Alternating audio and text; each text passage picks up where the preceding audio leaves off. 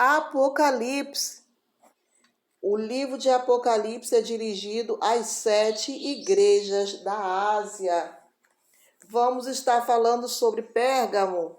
Se encontra em Apocalipse, capítulo 2, versículo 12 ao 17. Eu sou a missionária Rosângela Ribeiro. Se inscreve no meu canal e faz um like, que desde já eu te agradeço. Apocalipse capítulo 2, versículo 12 a 17 nos fala assim: E ao anjo da igreja que está em Pérgamo, escreve: Isto diz aquele que tem a espada aguda de 2 fios. Conheço as tuas obras e onde habitas, que é onde está o trono de Satanás.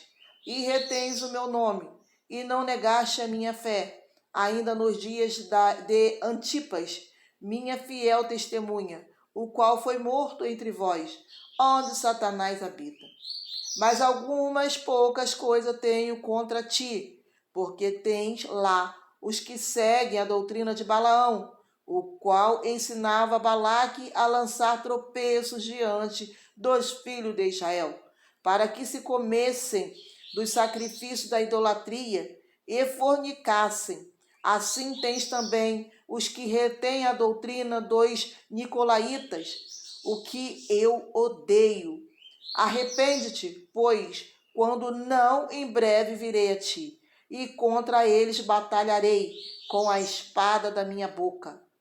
Quem tem ouvidos, ouça o que o Espírito diz às igrejas. Ao que vencer darei a comer do maná escondido, e dar-lhe-ei uma pedra branca, e na pedra um novo nome escrito, o a qual ninguém conhece senão aquele que recebe.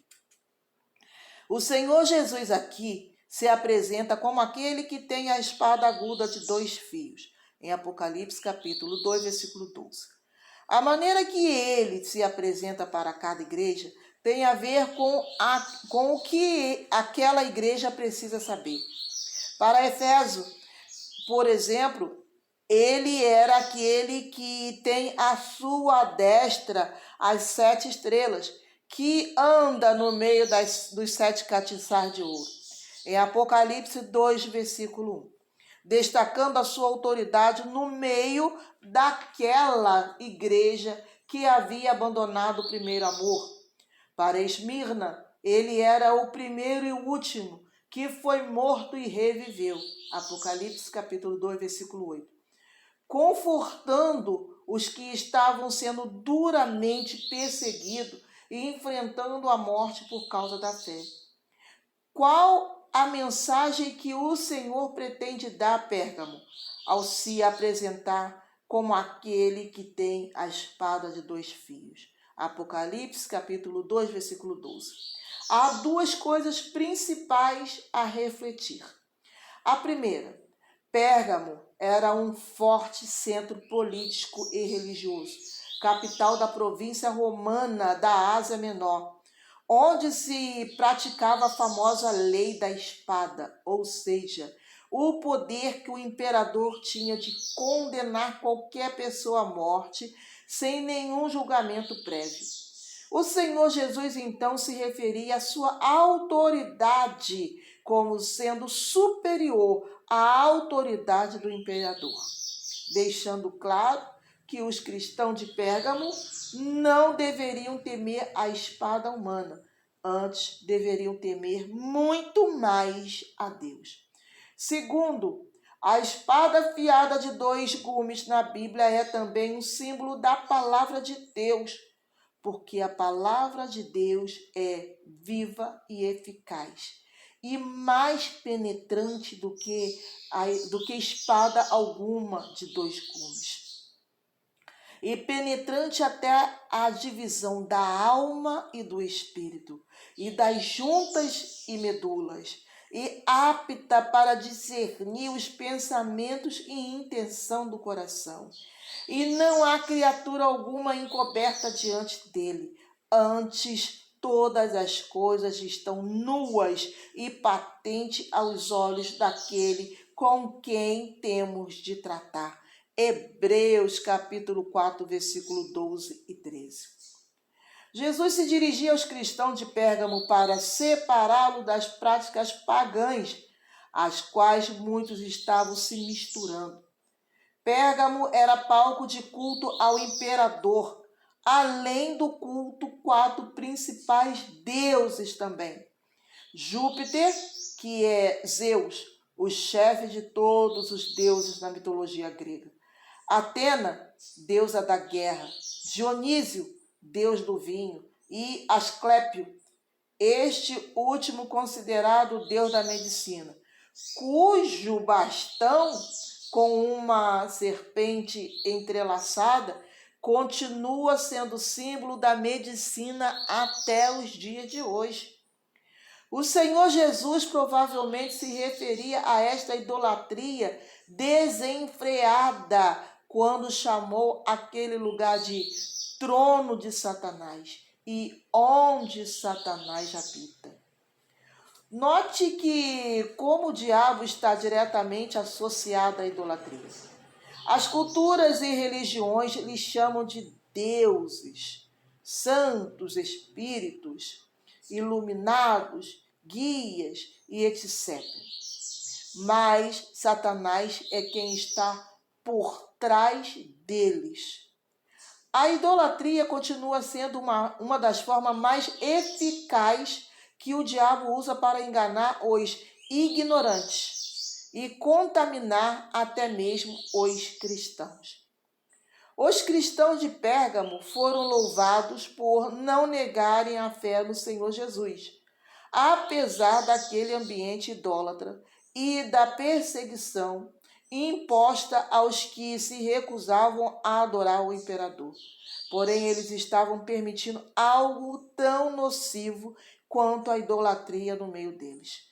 Em Apocalipse 2, versículo 14 e 17, fala assim, mais uma vez, vamos ler. Mas algumas poucas coisas tenho contra ti, porque tens lá os que seguem a doutrina de Balaão, a qual ensinava Balaque a lançar tropeços diante dos filhos de Israel, para que comessem dos sacrifícios de idolatria e fornicassem. Assim tens também os que retêm a doutrina dos nicolaítas, o que eu odeio. Arrepende-te, pois quando não em breve virei a ti. E contra eles batalharei com a espada da minha boca. Quem tem ouvidos, ouça o que o Espírito diz à igreja.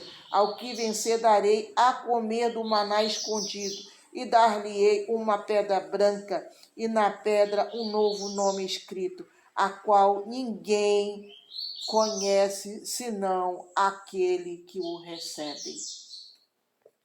O erro dos cristãos de Pérgamo consistia em tolerar no meio deles os que seguem a doutrina de Balaão e os que retêm a doutrina dos nicolaítas.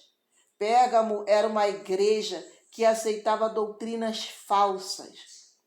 Balaão foi um feiticeiro contratado pelo rei Moabe, Balaque, para amaldiçoar o povo de Israel enquanto este subia pelo deserto em direção à terra prometida.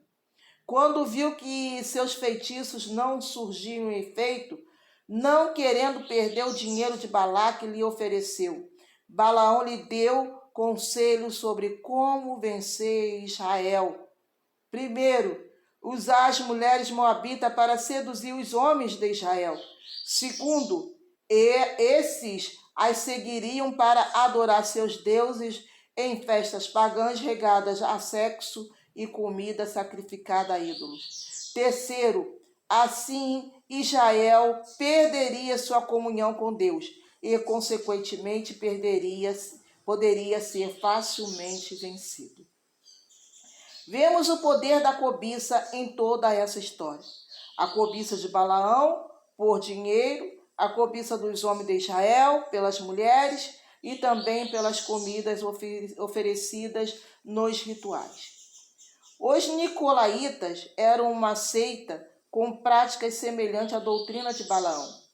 Eles alegavam que a proibição de participar de festa onde se praticava sexo regado a bebida e comida sacrificadas aos ídolos era parte da lei de Moisés, mas da qual havia sido libertos. Como não se achavam mais sujeitos à lei, e sim livres pela graça de Deus, entregavam seus corpos aos prazeres da carne, sem nenhum peso na sua consciência, e ensinavam isso aos cristãos em Pérgamo, que toleravam tal doutrina. Note que o Senhor Jesus foi favorável ao anjo da igreja de Efésio, porque esse odiava as obras dos nicolaítas, as quais ele também odiava, como nós lemos em Apocalipse capítulo 2, versículo 6. O mal que Efésio rejeitava era aceito em Pérgamo. A cobiça continuava sendo um grande laço para os cristãos até hoje, como dinheiro, sexo, poder, fama, tem encontrado lugar dentro de muitas igrejas e na vida de muitos cristãos. O diabo age hoje como agiu por meio de Balaão. Já que não pode fazer o povo de Deus tropeçar por obras claramente satânicas, o seduz com doutrinas atraentes que se misturam à fé cristã.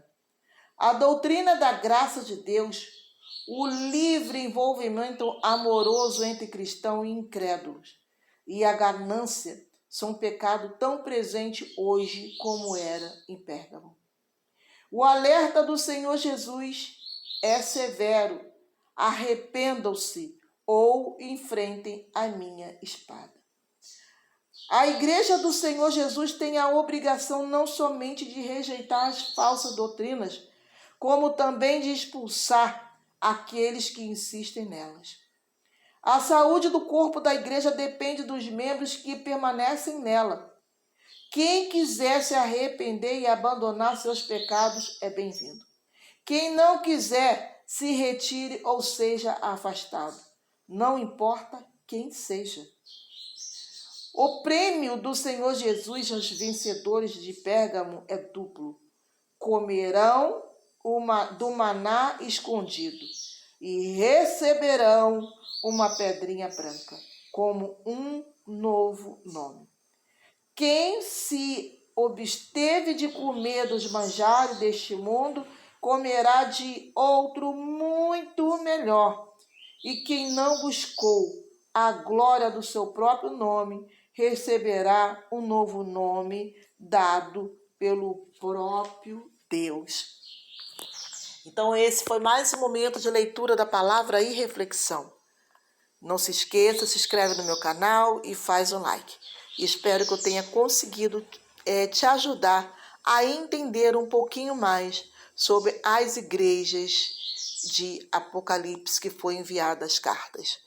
E estaremos dando continuidade a mais uma carta no próximo vídeo. Amém? Que Deus te abençoe.